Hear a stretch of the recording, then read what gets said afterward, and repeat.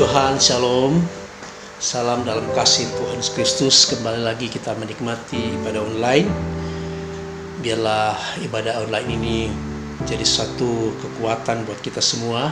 Siapapun yang menyaksikan, terutama jemaat GPI Immanuel, yang tetap cinta Tuhan, tetap merindukan seperti rusa yang merindukan air itu. Puji Tuhan, sama-sama kita akan mulaikan acara ibadah ini. Ya, mari sama-sama kita menyembah Tuhan. Haleluya.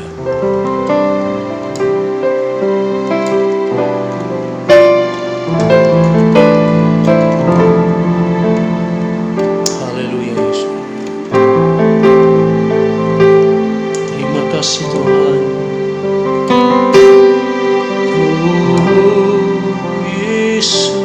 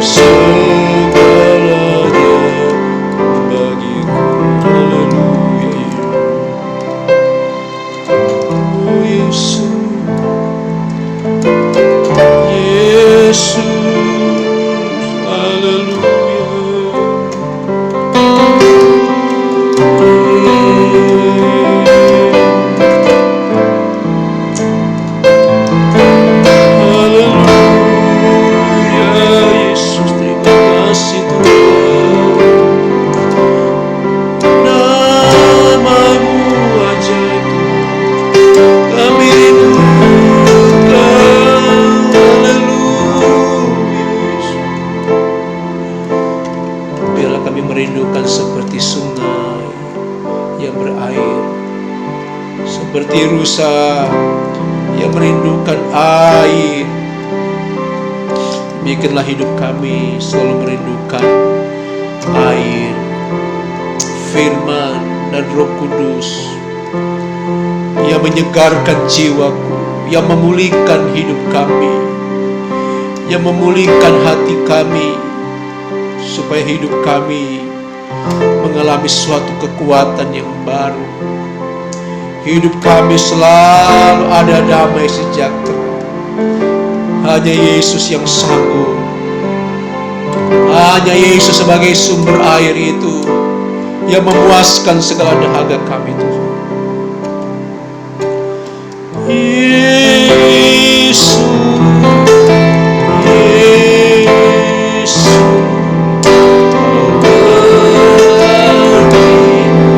bagiku.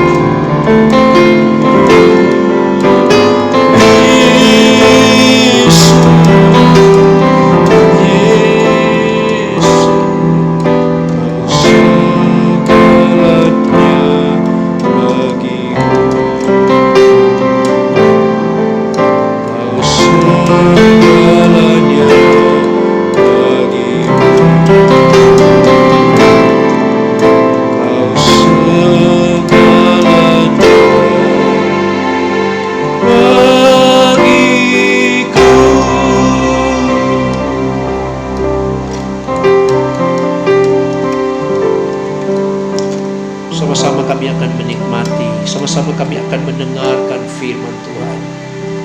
Firman Allah menjadi kekuatan kami. Firman Allah menjadi perisai hidup kami.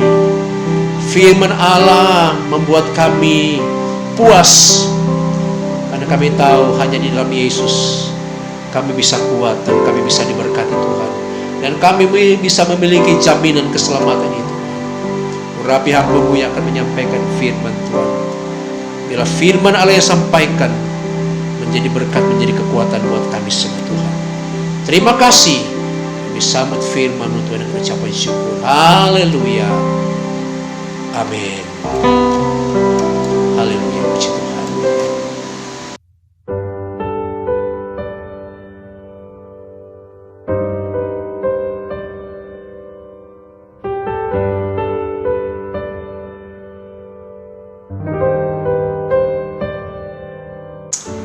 Haleluya, salam sejahtera di dalam kasih Tuhan Yesus Kristus.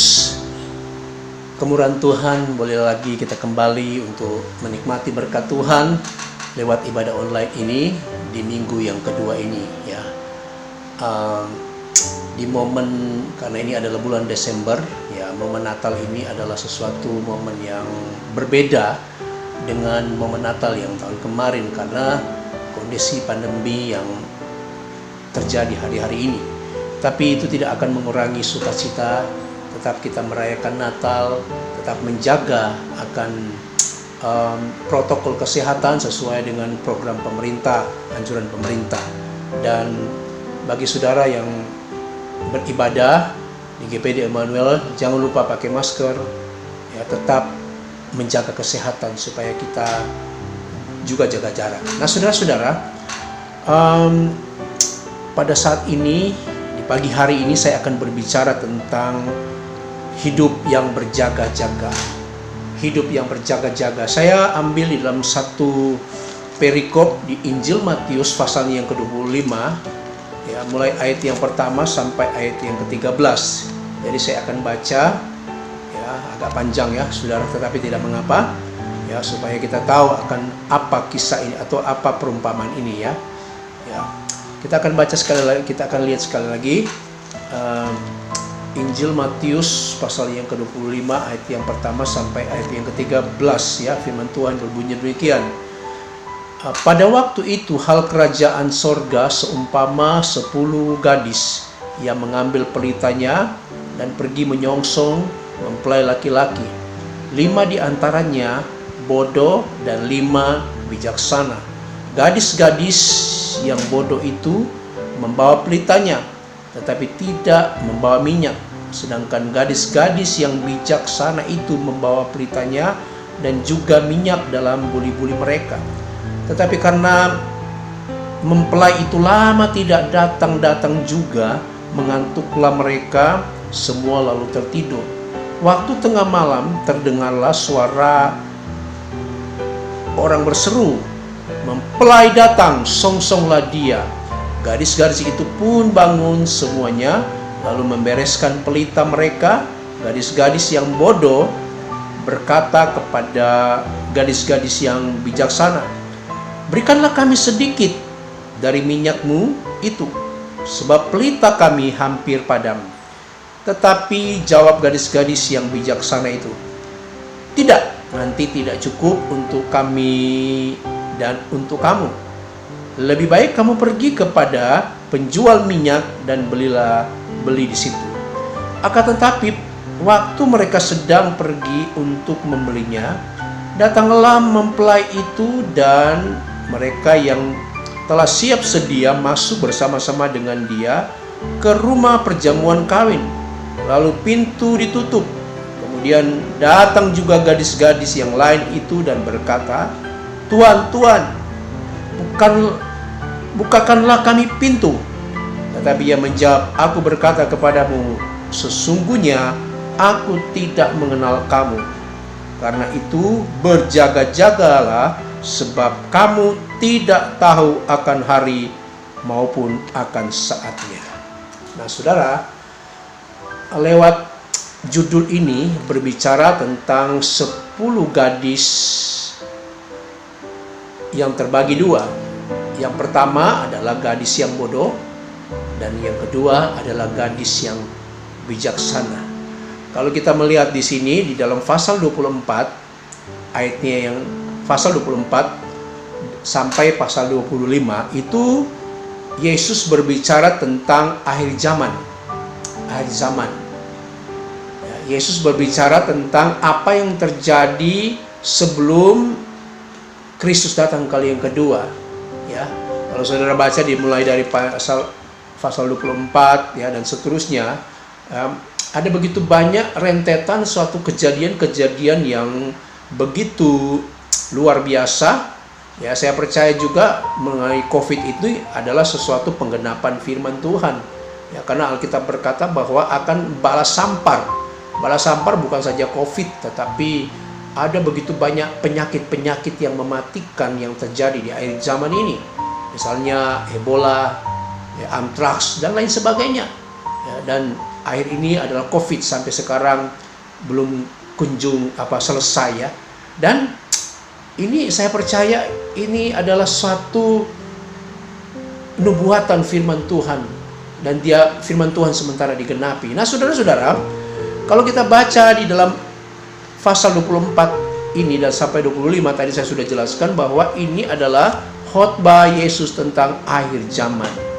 Ya, akhir zaman berarti kalau mau berbicara tentang akhir zaman, bahwa akhir dari segala sesuatu. Ya, saya selalu berkata bahwa ada awal dan ada akhir. Ya, dunia ini pasti ada akhirnya. Begitu juga dengan kehidupan saudara dan saya. Ya, pasti ada awal, ada kelahiran, dan ada juga kematian.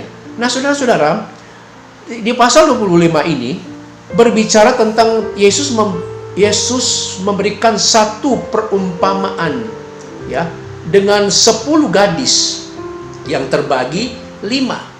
Dikatakan di sini ternyata 10 gadis ini, ya, mereka masing-masing mempunyai pelita, ya. Mereka mempunyai pelita dan juga mempunyai minyak. Ya. Dengan maksud apa? Yesus sampaikan ada 2 jenis gadis. 5 gadis yang bodoh dan bijak, saudara-saudaraku. Nah, bukankah ini berbicara tuh gadis-gadis ini, kalau kita artikan ya, gadis-gadis yang sebenarnya ini adalah gereja Tuhan. Gadis-gadis yang 10 gadis itu adalah saudara dan saya, umat Tuhan. Ya, umat Tuhan. Ya. Nah, di akhir zaman ini, saudara, kita sementara menunggu akan mempelai itu.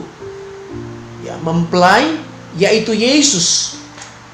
Dia sebagai mempelai laki-laki yang akan datang dan menjemput, yaitu setiap anak-anak Tuhan. Nah, ternyata kalau kita lihat di sini, ternyata dibagi dua golongan. Yang satu, yang 5 itu bodoh,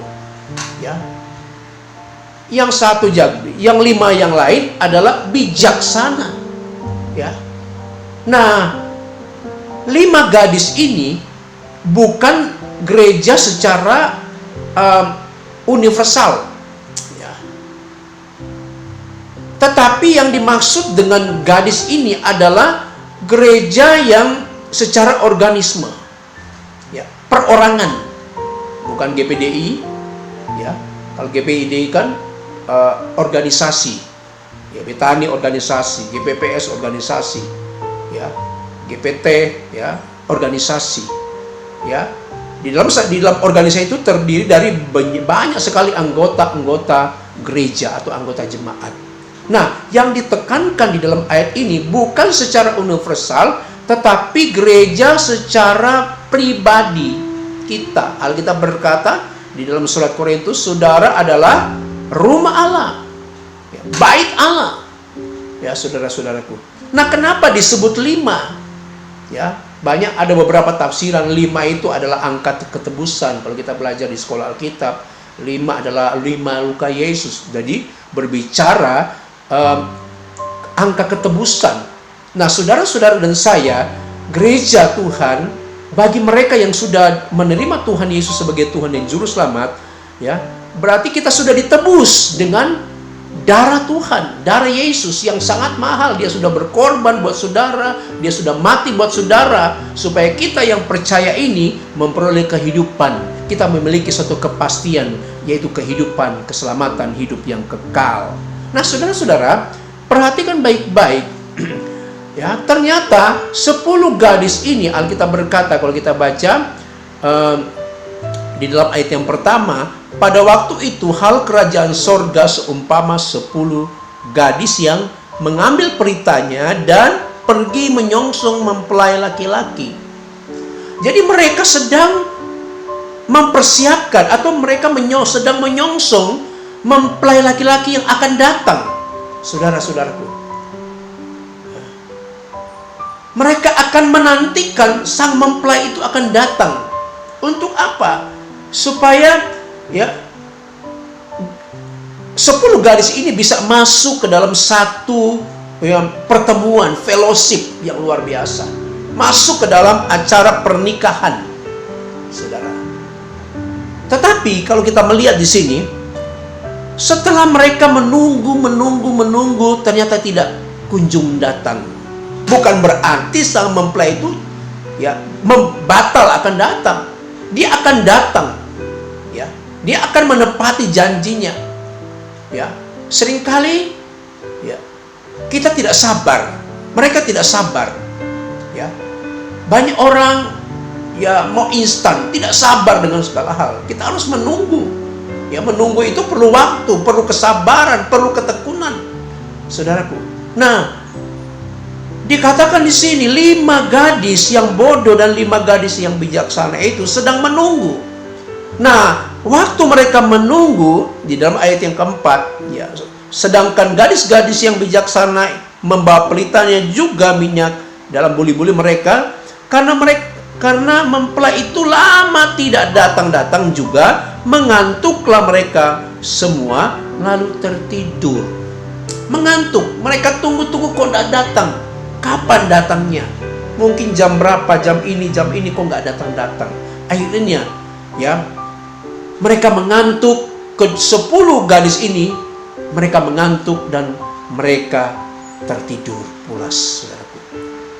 Tapi yang berbeda di sini, perhatikan, meskipun 5 gadis yang bijak ini dia tertidur, tetapi dia tetap mempersiapkan minyak itu.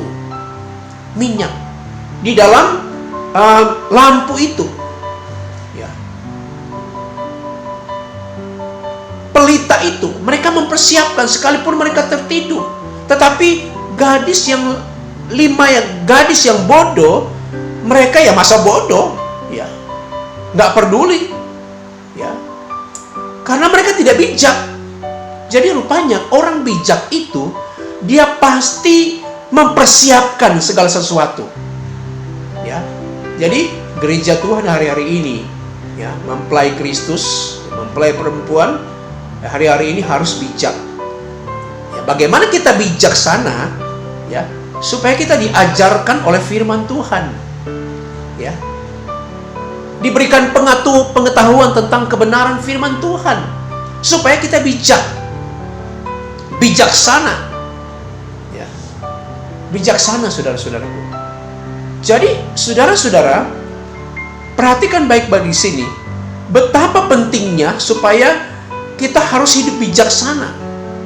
Orang mau bijaksana, dia harus diajarkan. Saya tekankan sekali lagi, orang yang mau hidup bijaksana, dia harus diajarkan akan nilai-nilai kebenaran, ya, supaya dia menjadi bijak, ya, bisa membaca situasi, bisa melihat keadaan. Nah, ini 5 gadis ini dia sudah bijak. Meskipun mereka tertidur, tetapi mereka tetap mempersiapkan minyak itu. Ya. Tetapi 5 gadis yang bodoh ini mereka tidak mempersiapkan.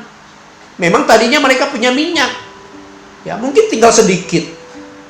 Tetapi itu kan namanya minyak, ya. Kalau minyak lama-lama kelamaan habis, saudaraku. Ya. Lama-kelamaan kalau mulai dibakar, ya, dengan api, lama-kelamaan menyala, dan minyak itu harus maksud saya, lampu itu, pelita itu harus terus dikasih minyak.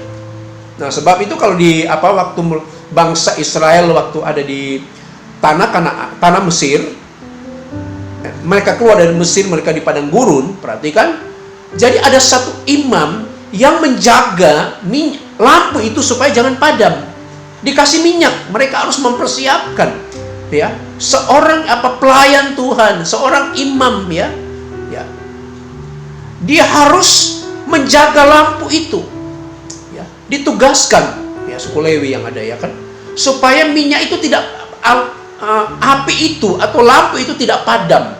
Itu tugas daripada Lewi, ya, imam Lewi. Nah, ada begitu banyak gambaran-gambaran rohani dalam ayat ini. Perhatikan, ya. Bukankah pelita itu, ya, berbicara tentang bisa firman Tuhan, ya.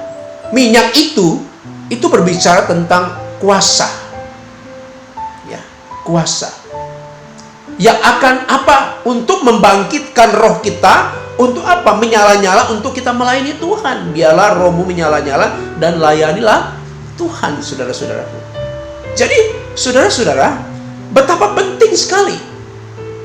Nah, kalau kita baca selanjutnya, ya, di dalam ayat yang ke-6, waktu mereka tertidur pula 10 gadis ini, ayat yang ke-6, waktu tengah malam terdengarlah suara orang berseru, mempelai datang, song-songlah dia.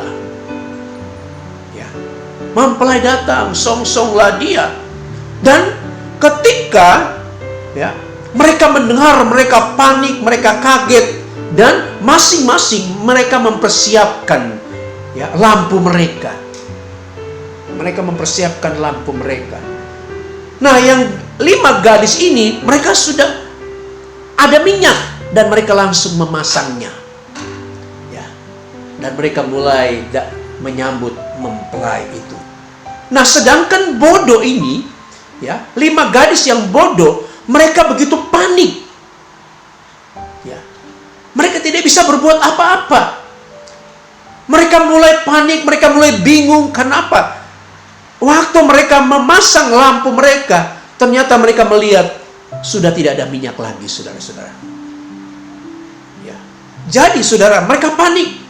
Kemudian perhatikan di sini, ya.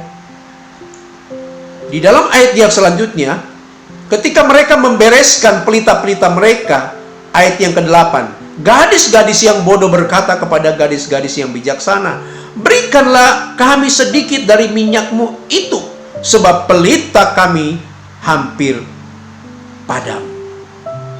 Jadi karena mereka panik, tidak ada minyak lagi, mereka minta kepada 5 gadis yang bijaksana itu, berikanlah kami minyak.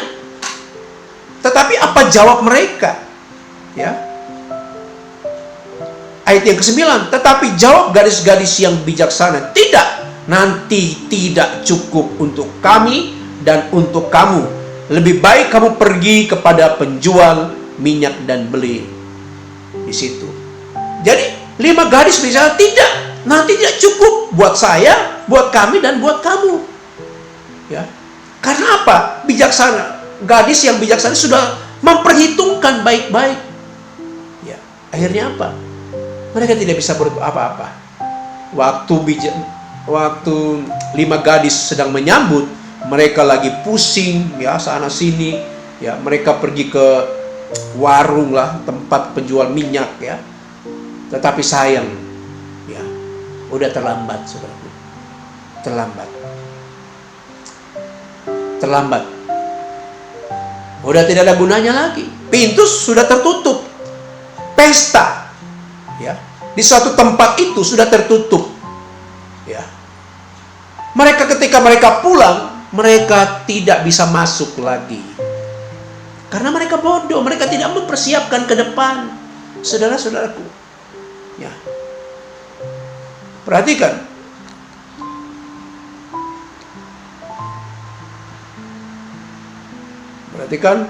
Ayat yang ke-10. Akan tetapi waktu mereka sedang pergi membelinya, datanglah mempelai itu, dan mereka telah siap sedia masuk bersama-sama dengan dia ke rumah, ya, perjamuan kawin. Lalu ditutup pintu. Saudara, waktu gadis bodoh itu pergi membeli minyak, ternyata mempelai itu datang, dan mempelai wanita menyambut sang mempelai laki-laki masuk satu ruangan tempat acara tersebut. Ya. Dan itu sudah dijaga, sudah ditutup, nggak bisa masuk lagi. Ya, apa artinya, saudaraku, tentang ayat ini, tentang pasal 25 ini?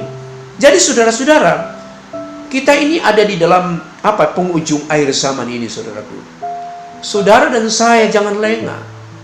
Perhatikan baik-baik. Saya mau katakan, kita sebagai anak Tuhan jangan lengah. Kita harus bijak hari-hari ini. Kita harus mempersiapkan rohani kita, iman kita, hubungan kita dengan kita terus meningkat. Ya, di masa-masa yang sedang terjadi hari ini, saudara dan saya jangan lengah. Ya, jangan suam-suam kuku. Jangan sampai seperti gadis yang bodoh.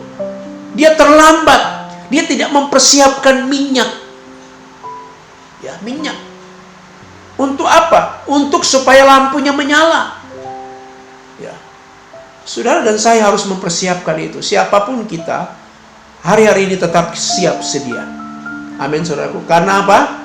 Ya, Tuhan, ya, atau mempelai itu, ya, tidak terduga akan datang. Tetapi tanda-tandanya sudah ada. Kalau kita lihat di Injil Matius pasal 24, di situ mulai ayat yang ketiga, itu permulaan penderitaan. Tanda-tanda sebelum Tuhan Yesus datang kali yang kedua. Sudah ada tanda-tanda. Nah, kalau kita perhatikan situasi seperti ini, saudara jangan masa bodoh. Saudara jangan suam-suam kuku. Saudara jangan pandang remeh. Ya, jangan bermalas-malasan. Mari kita sungguh-sungguh melihat situasi keadaan dunia yang semakin hari semakin tidak menentu ini, ya. Bencana alam, apalagi COVID ini yang sedang merajalela di mana-mana, ya. Kalau kita tidak siap sedia, ya, anjuran pemerintah, kita harus menjaga protokol kesehatan, ya. Menjaga, pakai masker, ya. Dan juga di setiap pertemuan menjaga jarak, itu kan suatu warning, peringatan, ya, berbahaya. Ya. Mereka harus siap, kita harus siap sedia. Apa yang dikatakan oleh pemerintah. Ya. Karena apa? Virus itu tidak kelihatan. Ya. Jadi setiap saat kita harus waspada. kita harus berjaga-jaga. Nah, begitulah dengan kehidupan rohani kita. Kita harus berjaga-jaga. Ya, berjaga-jaga. Supaya apa? Jangan terlambat. Jangan menyesal di kemudian hari. Ya, jangan menyesal. Masih ingat orang kaya dan Lazarus? Ya, waktu orang kaya, di Injil Lukas itu, ya, waktu dia hidup berfoya-foya, setiap hari berpesta, setiap hari, ya, karena punya duit, punya segala-galanya. Dia tidak bijaksana. Dia tidak mempergunakan berkatnya untuk apa? Untuk kemuliaan bagi nama Tuhan. Seharusnya ada kesempatan untuk dia mau berikan yang terbaik. Tetapi sayang, apa yang dia miliki, kekayaan yang dimiliki, dia tidak pakai untuk kemuliaan bagi nama Tuhan. Dia tidak menyadari bahwa satu saat dia akan mati. Datanglah Lazarus. Ya, Lazarus yang miskin, compang-camping, borokan, datanglah ke tempat itu meminta belas kasihan. Tetapi apa? Alkitab dengan jelas berkata mereka tidak memberi. Bahkan pun remah-remah yang jatuh, ya, dia mau makan, anjing sudah duluan makan, tidak bisa. Akhirnya apa? Dengan berjalannya waktu, matilah Lazarus. Kemudian menyusul, matilah orang kaya. Dia tidak membawa harta kemana, ya, tidak bawa apa-apa. Tetapi ketika mereka berdua mati, yang Lazarus dibawa ke pangkuan Abraham, kemudian yang orang kaya ada di alam maut. Begitu jarak yang berbeda, ya. Udah menyesal, ya. Dia tidak mempersiapkan waktu di dunia. Akhirnya apa? Sudah tidak berdaya lagi, ya. Tidak bisa bertobat, ya. Tinggal penyesalan. Nah, saudara-saudara, tinggal penyesalan. Nah, saudara-saudara, jangan sampai terjadi seperti ini. Jangan menyesal di kemudian hari. Perhatikan baik-baik. Saya tekankan pada jemaat Tuhan yang menyaksikan, yang mendengar ini. Mari kita siapkan sedia, ya. Siapkan minyak kita, ya, hari-hari ini. Supaya apa? Lampu itu menyala, ya. Kita bisa menerangi orang banyak. Kita bisa menjadi berkat, ya. Kita menjadi satu panutan. Bahkan kita memberi yang terbaik untuk Tuhan, ya. Saudara bisa bayangkan, ya, posisi daripada 5 gadis ini. Oh, nyesel. Mereka berkata, bukakan kami pintu, ya. Dikatakan ayat yang ke-11, kemudian datanglah juga gadis-gadis yang lain itu dan berkata, Tuhan, Tuhan, bukakanlah kami pintu. Tetapi yang menjawab, aku berkata kepadamu, sesungguhnya aku tidak mengenal kamu. Amin. Karena itu ayat yang ke-13 ditekankan di situ. Karena itu berjaga-jagalah, sebab kamu tidak tahu akan hari manapun akan saatnya. Kita tidak tahu kapan terjadi itu. Kita tidak tahu kapan Yesus datang. Kita tidak tahu kapan gereja itu tersingkir. Ya, tidak tahu, saudara-saudaraku. Tetapi setidaknya saudara dan saya mempersiapkan rohani kita di hari-hari ini. Supaya apa? Supaya kita masuk ke dalam satu pertemuan pesta anak domba Allah. Pesta pernikahan anak domba Allah. Kita menyambut sang mempelai itu. Mempelai kita adalah apa? Yesus Kristus. Dan saudara dan saya adalah gereja. Tadi saya katakan 10 gadis itu bukan organisasi, saudaraku. Bukan. Tetapi 10 gadis itu berbicara tentang saudara dan saya. Di sorga kan tidak ditanya, kamu gereja mana? Kamu gereja mana? Yang Tuhan lihat mereka yang melakukan akan kehendak Tuhan. Standar. Apakah dia sesuai dengan standar Alkitab yang sudah dituliskan di dalam firman Allah ini? Alkitab ini, saudaraku. Amin, saudaraku. Jadi jangan sampai kita terlambat. Manusia itu ada batasnya, saudaraku. Ya, siapapun kita, mau engkau orang berpangkat, orang yang macam-macam, ya, tetapi ingat baik-baik, kita ini hidupnya ada batasnya. Ada batasnya. Karena kita hidup ada batasnya. Mari sama-sama Alkitab berkata, mari kita mempersiapkan hidup kita. Kita berjaga-jaga, kita terus berlomba-lomba, kita terus melayani Tuhan. Supaya apa? Satu saat ketika dia datang, kita sudah siap menghadap Tuhan. Amin, saudaraku. Luar biasa, saudaraku. Nah, saudara-saudara, siapakah gadis-gadis yang bijak itu? Ya, kalau saya bandingkan dengan kitab Wahyu pasal yang ke-12. Wahyu pasal 12 ayat yang pertama, maka tampaklah suatu tanda besar di langit. Ya, tanda besar di langit.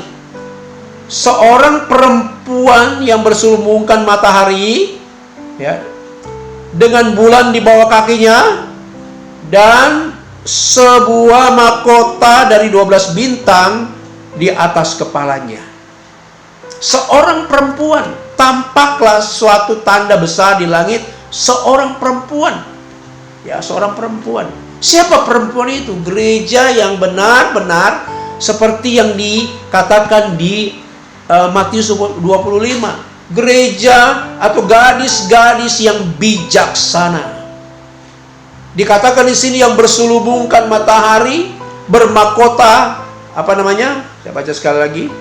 Ya, seorang perempuan yang berselubungkan matahari dengan bulan di bawah kakinya, dan sebuah mahkota 12 bintang di atas kepalanya. Itu yang namanya gereja yang bijaksana, saudaraku. Ada amin? Gereja yang sempurna. Ya, gereja yang sempurna. Nah, gereja yang sempurna harus memiliki suatu perjalanan. Gereja yang sempurna harus memiliki seperti apa yang Tuhan mau. Diajarkan firman Tuhan, dibentuk, ya kan? Dibentuk, saudaraku. Ya, diproses sedemikian rupa. Hidup dalam pengajaran, ya. Nah, apa yang dimaksud? Wah, penuh dengan kemuliaan matahari, ya. Kemudian di bawah kakinya bulan, ya. Kemudian dia memakai mahkota 12 bintang. Ya. Ini berbicara tentang kemuliaan Allah. Matahari berbicara tentang kemuliaan Allah yang ada dalam gereja, ada dalam setiap anak Tuhan. Ya. Kemudian bulan itu berbicara tentang apa? Tentang Kristus yang sudah mati buat kita. Ya. Sebagai dasar kita. Di bawah, ya, kalau kita lihat dia, ya, kakinya. Kakinya ada bulan. Kemudian dia dimahkotai dengan 12 bintang. Ya, ini berbicara tentang apa? Urapan Roh Kudus.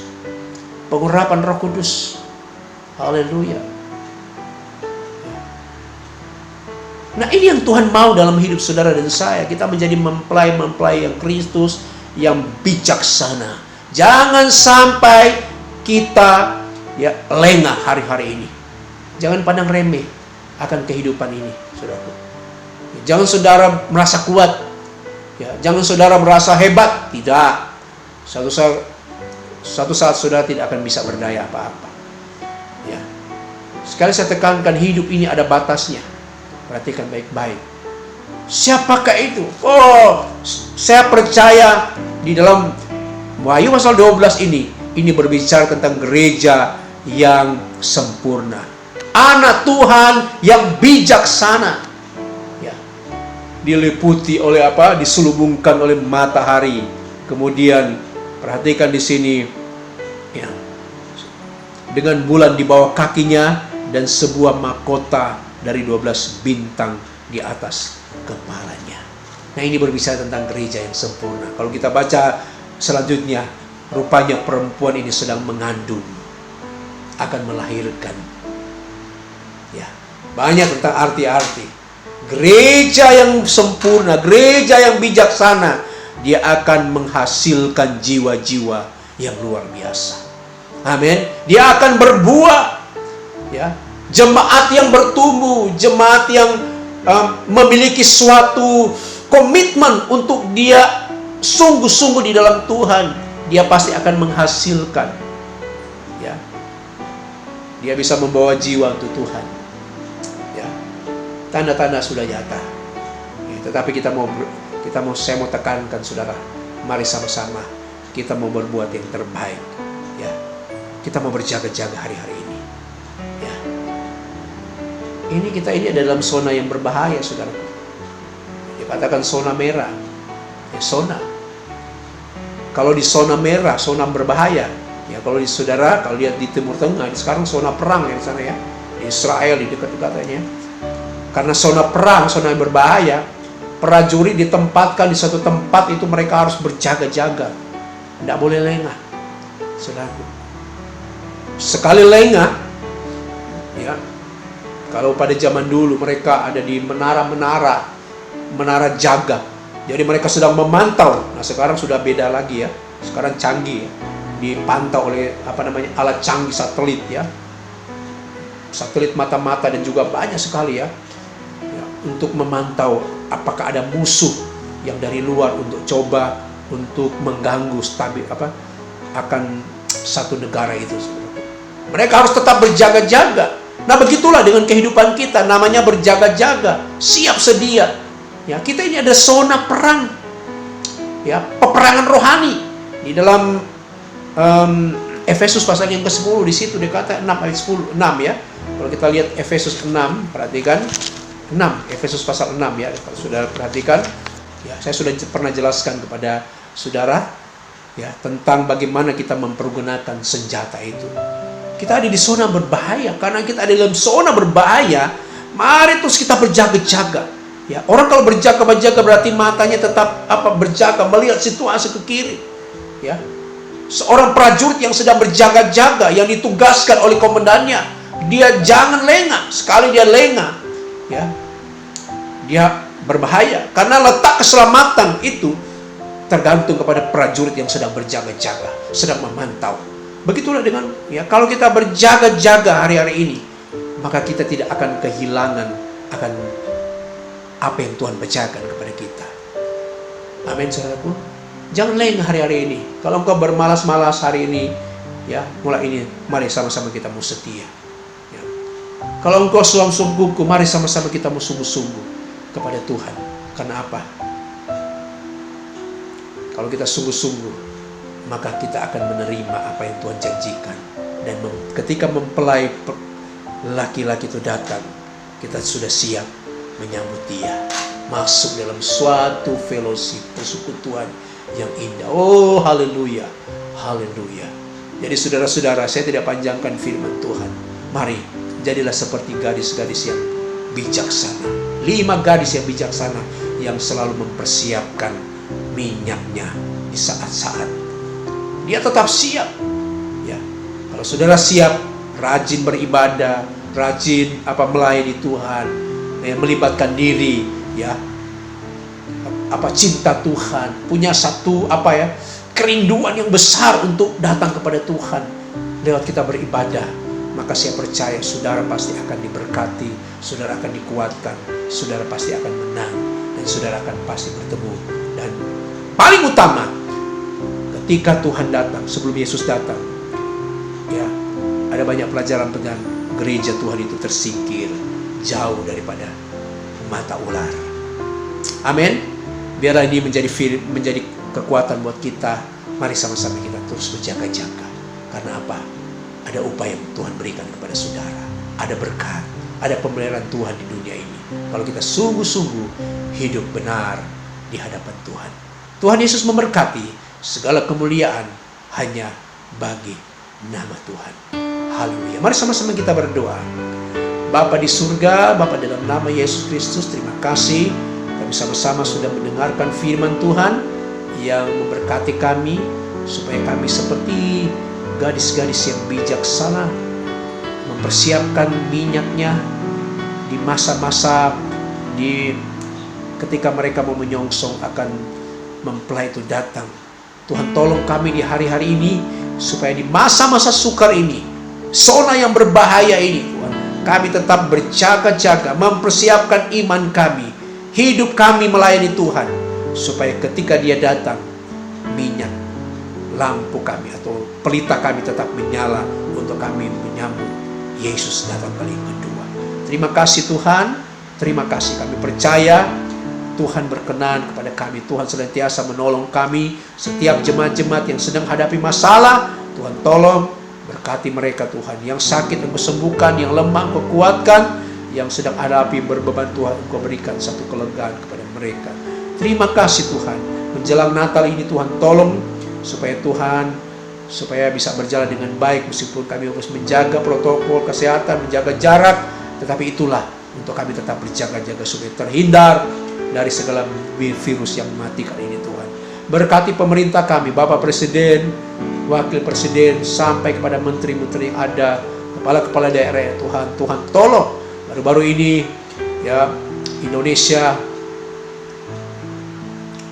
mengalami ada satu hal yang luar biasa terjadi, ya bencana-bencana alam terjadi Tuhan. Tuhan tolong supaya bagi mereka yang mengalami korban Tuhan, supaya mereka juga dikuatkan, mereka juga dipelihara Tuhan.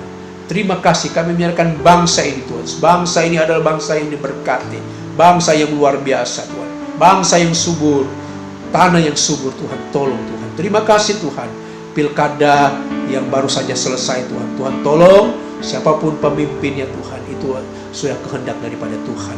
Terima kasih Tuhan, terutama kota Surabaya, berkati Tuhan. Siapapun yang telah dipilih Tuhan, dipilih dan menjadi wali kota, dia adalah pilihan Tuhan. Terima kasih Tuhan. Terima kasih, berkati kami semua Tuhan. Mari sama-sama kita terima berkat. Saudara, biarlah berkat daripada Allah Bapa, cinta, kasih, dan rahmat di dalam Yesus Kristus, persekutuan Allah Roh Kudus senantiasa menyertai memberkati kami mulai pagi hari ini sampai Maranatha Tuhan Yesus datang kedua. Tolong kami sebentar sore kembali kami beribadah. Tuhan tolong kami semua Tuhan, supaya jemaat-jemaat boleh mempersiapkan menjaga kesehatan untuk kami bersekutu akan Engkau Tuhan. Terima kasih di dalam berkat nama Yesus Kristus. Haleluya. Amin. Puji Tuhan. Tetap setia, tetap berjaga-jaga. Nama Tuhan dipermuliakan. Amin. Tuhan Yesus memberkati.